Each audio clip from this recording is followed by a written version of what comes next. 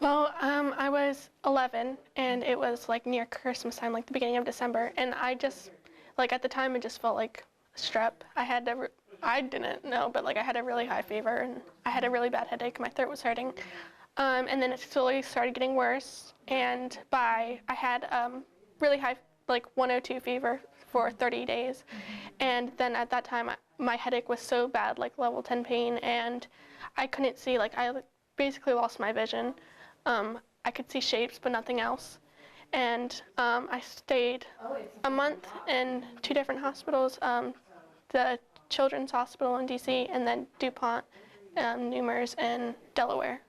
From there, we had heard about Lyme's disease, like in our area, it's kind of hard not to. And so we were more interested in it because I had fit all these symptoms, it's like a weird chronic this thing. So we got our tests sent, my blood drawn, sent to IGenX, which is like a lab, Western to us, I guess.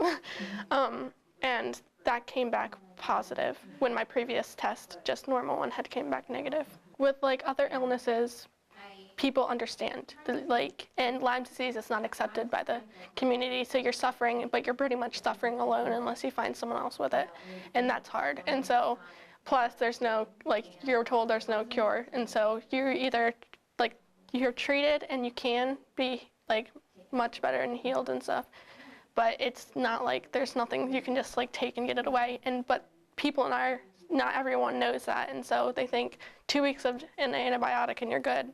And so that makes it more not accepted by others around you. It's hard because I have all my friends, and they don't understand why I'm not there, and my teachers don't understand why I'm not there, but physically I cannot attend school. And walking around, I'm in too much pain to do that type of thing. When did you stop? When did you say, I just have to stay home? Well, I have pretty much been going to school for the 3 years, but I have, the first year I missed 6 months of school, and that was rough. Because I had never missed any school before pretty much. I was a pretty good attendance. And then the next year I missed 3 months, and days off and on, because after I started treatment, it's kind of became a regular, every 3 days I would not be feeling good. And so then last year I was really good. I barely missed any school, and then this year, so I've missed 9 weeks of school, and that wasn't because I was just I wanted to take a break. I was too stressed out. It was because I physically was in too much pain to attend school. And so, I want to go to school. I love school, but you have to draw a line at some point and say, I cannot do this. What would it be like for you if people just understood what this disease did to people? It'd be amazing, just because you'd have that level of understanding and you wouldn't feel the need to explain yourself. And part of the reason people don't understand is because people have felt the worst pain in their life, and they're like, well, that hurt, but then they can't imagine what you're feeling.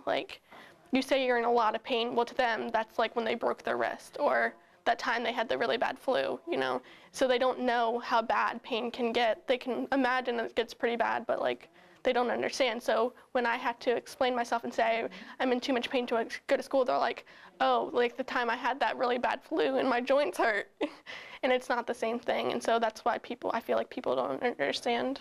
My worst days, I'm pretty much in the fetal position, not moving, because it hurts too much to move, and sitting still kind of just helps something. So I just cannot move, and I can't think really, just because I'm in so much pain. And so that's my worst day. And my best days, maybe my ankles hurt and my muscles hurt a little bit.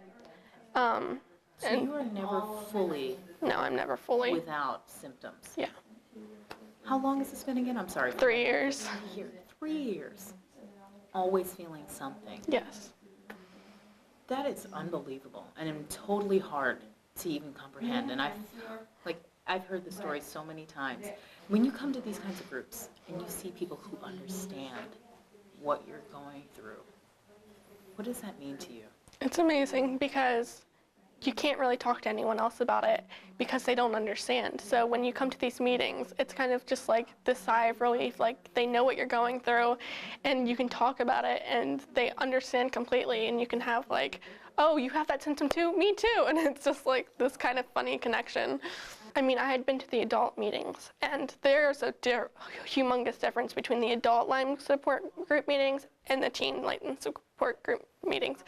The adult ones, it's like, you should take this. This helped me, and they talk all medicine, and it's confusing. But like when you go to the teen ones, they're like, I missed like sports, and they'll talk about like before I didn't have like the sense that anyone knew what I was going through. And going to the meetings really helped me feel like, oh my gosh, they're going through this too. I'm not alone. And just talking about like, because before every case is so different, you kind of feel like you're in a separate little box from everyone else. But then talking about it and seeing, oh my gosh, he's going through the exact same thing I'm going through, it really helps. If you had to tell people, please be more understanding. Please understand that this is real. You know, what would you say to the folks out there about doing your research, talking to people, being more understanding before they judge? What would you like to say? Well, you need to make sure, because even when I'm smiling and then 5 minutes later I could be like, I'm not feeling good, I have to go like sit down somewhere, and people just don't understand that. So I'd say that before you like judge someone, that you fully understand and do the research, because I'm not just trying to get out of something. This is really what's going on, and it may seem all of a sudden, but that's just how Lyme works. Have you made any friends out of this group? Yeah. What's that like? It's really nice, because I have my friends like outside of Lyme that like are there for me, but they don't really understand. They try, but you know, it's hard for them too. But then to have a friend that you can like say, oh my gosh, this really hurts today, like, just like texting back and forth, and then it's really nice because they understand, and they're like, oh, I had a bad day today. When you said that to your friend, they're like, it's just like this awkward silence. But when you say it to someone that knows what you're going through, you kind of have like this whole discussion about it, and it's really good. It happens to the young, like us young kids too, because you do hear about like, when you hear about someone that has Lyme disease that's like older, it's totally like, you totally understand. But us kids get it too, and it affects us in different ways, and you need to be like on the lookout for stuff, because you may just think your child is like really like bad, I guess, like running around screaming, having constant tantrums, when really it's something more. And I feel like people don't really look deeper into things, and just to really keep our eye out for stuff like that, or rashes. You know, you see a rash and you're like, oh, he must have like rubbed against something. We went on like a short trip 2 weeks before I really got sick, which is sometimes like for some of the co-infections I have, like the time it takes to really get bad.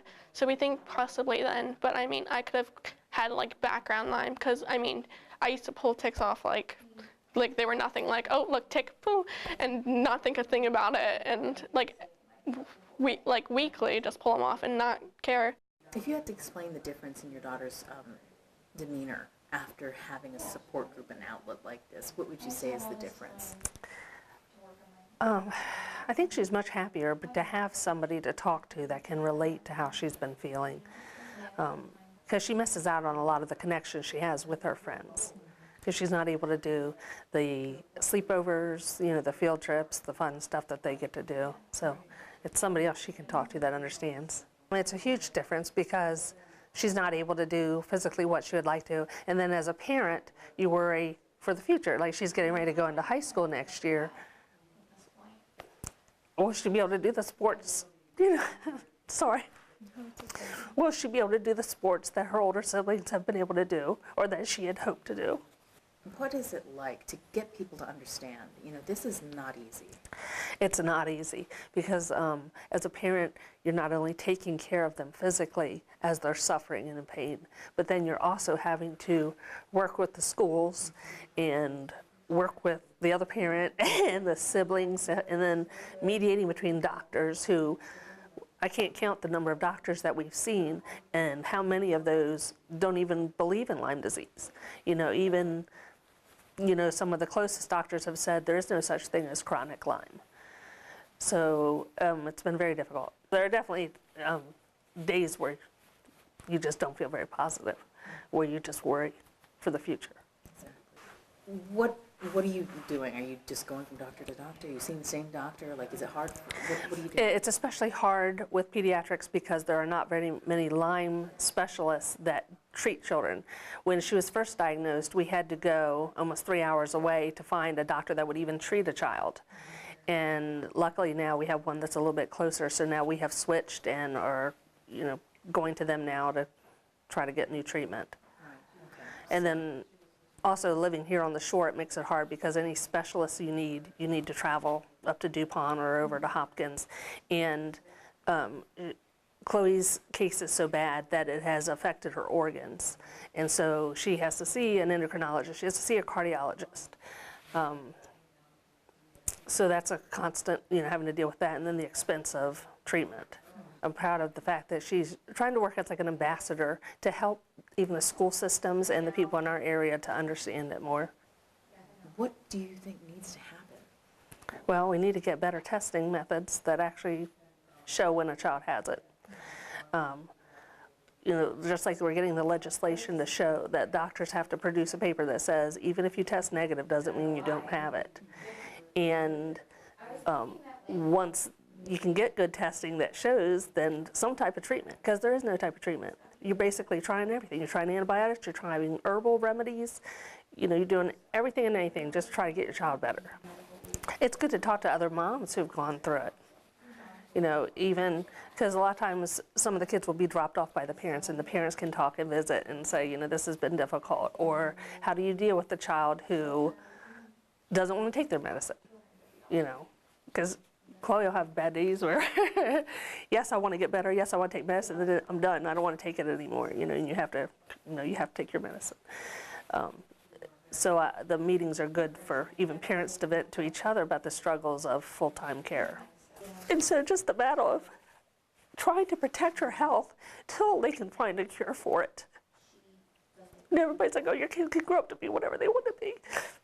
On Chloe's behalf, even though she misses so much school, she still stayed on track. So you study at home? Yeah. Yeah. Yeah, straight A student. So you work full-time, right? No. Okay. That's hard. No, I don't know. I don't know how somebody could, because of the constant doctor's appointments and stuff, or just treating her. There's been many times where she was so sick where we didn't even feel comfortable leaving the room because it was so bad, because her heart was doing, not beating regularly. She was struggling to breathe. You couldn't leave her at all, so that's a hardship for parents.